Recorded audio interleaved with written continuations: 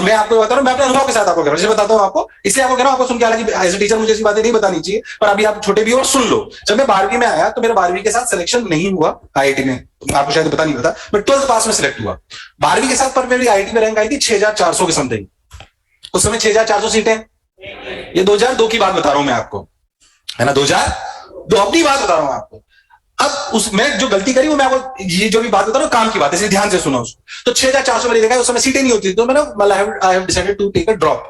पर मुझे ऐसा लगता है, अच्छा उसके बाद मैंने क्या गलती करी, जब मैंने ड्रॉप लिया तो मैंने क्या गलती करी, ध्यान से समझे।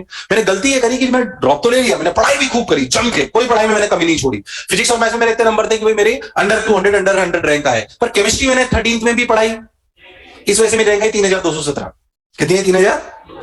जबकि फिजिक्स और मैथ्स में इतने नंबर होंगे अंडर 200 रैंक को, पर क्या मैं 6400 से 3200 में सिर्फ एक सब्जेक्ट की वजह से पीछे रह गए? कौन सा सब्जेक्ट? केमिस्ट्री।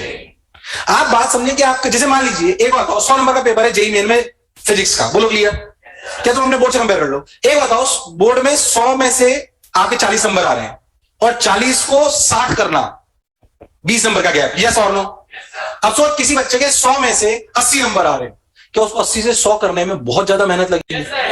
क्या 40 से 60 करना बहुत आसान है? तुम्हें मेरी बात समझ, इसे तीनों सब्जेक्ट बराबर चलने चाहिए। जितने ज्यादा नंबर एक सब्जेक्ट में बढ़ते जाएंगे उसके अगले 5 नंबर बढ़ाना, और जिसमें कम है उसमें नंबर 5 बढ़ाना, कम नंबर वाले कम जिसमें नंबर आ रहे हैं उसमें 5 नंबर बढ़ाना ज्यादा आसान है। अरे यस और no. So from the same effort we can get the more numbers, yes और नो। तो आप वो गलती मेरी नहीं दोहराओगे, केमिस्ट्री वाली गलती आप दोहराओगे। अब बात आते हैं सर, आपने बात बताई 12वीं में मैंने क्या गलती करी। 12वीं में क्या हुआ, जैसे ही सिलेबस खत्म हुआ ना, तुम्हारे साथ भी ऐसा होगा जो मैं कह रहा हूं, भटक गया। हमारे स्कूल में वो होते थे, फेयरवेल होता था, तुम्हारे होता क्या स्कूल में?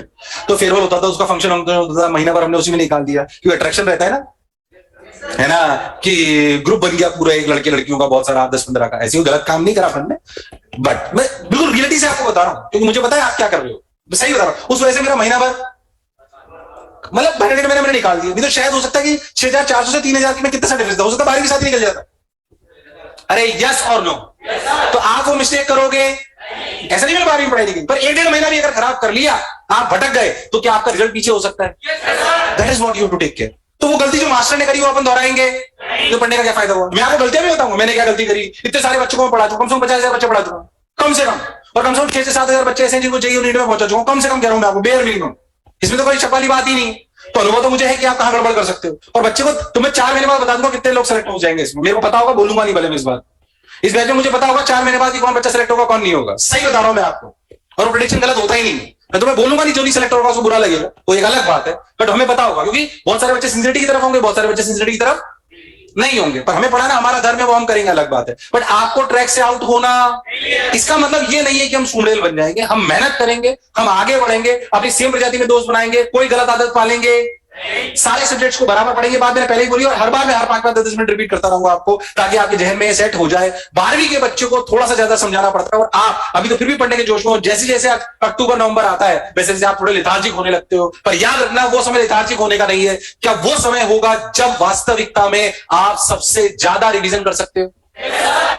तुम सोचो, हमारा फाइनल बैच, आप सोच रहे हैं बात, हमारा फाइनल इस साल जो 12 पास बैच बनेगा वो बनेगा, अगर सब कुछ नॉर्मल चलता है, तो फाइनल जो सबसे लास्ट बैच आएगा वो आएगा सितंबर फर्स्ट वीक में। कब आएगा? अभी मैं और निखिल सर का कोई फोन आया था कि सर ये बैच डेट डाल दूं क्या? सितंबर फर्स्ट वीक में लास्ट बैच आएगा 13th का। क्या हम अगले मार्च तक उसका कोर्स कंप्लीट करा देंगे? जब वो बैच आएगा ना, जब वो बैच आएगा, तेरा कोर्स खत्म होने वाला होगा 1-1.5 महीने के अंदर अंदर, यस और नो। फिर भी उस बैच के बच्चे तुझे पीछे छोड़ देंगे। सोच क्यों? क्योंकि जब वो आके एनर्जी लगाता है, तेरी एनर्जी, अरे हाँ ना बोल यार, अरे बोल यस और नो। इसलिए ऐसा होता है। मैं ये नहीं कह रहा हूं 12th के बैच से, सच्चाई ये 12th के बैच से जो टॉप बैच होगा उसमें टॉप रैंक अच्छी आएंगी, पर नंबर ऑफ सिलेक्शन 13 से ज्यादा होता है। क्यों? क्योंकि ऐसा नहीं बारी वाले में क्षमता नहीं है, वो लेथार्जिक हो गया है बाद में। मैं हालांकि अभी ये बात नहीं बोलना चाह रहा हूं, आप जब अक्टूबर नवंबर पर आज दिमाग में सेट कर लो कि मुझे लेथार्जिक होना। लेथार्जिक कब होंगे हम? जब हमें पढ़ाई बोझ लग रही होगी, जब हमें लग रहा होगा यार कब खत्म होगा। अरे भैया सोच के देख, तो अगले मई तक अपने को तैयारी करनी है। इसका मतलब अगले मई तक अगर हमें तैयारी करनी है, हमारे को 18 महीने अगर तैयारी करनी है, तो सोच के देखो हमारे लिए ये जो भी अपन अभी कर रहे हैं, ये एंजॉय का पार्ट होना, तो मजा आना चाहिए। सर आज नए सवाल सीखे, आज एनर्जी सीखी, पिछले लेक्चर समझ आया कि नहीं आया, नया ज्ञान आया कि नहीं आया। आज देखो और आगे का आएगा, तो अपन आगे बढ़ते हैं, आगे चलते हैं, ध्यान से सुनते हैं। चलिए भाई।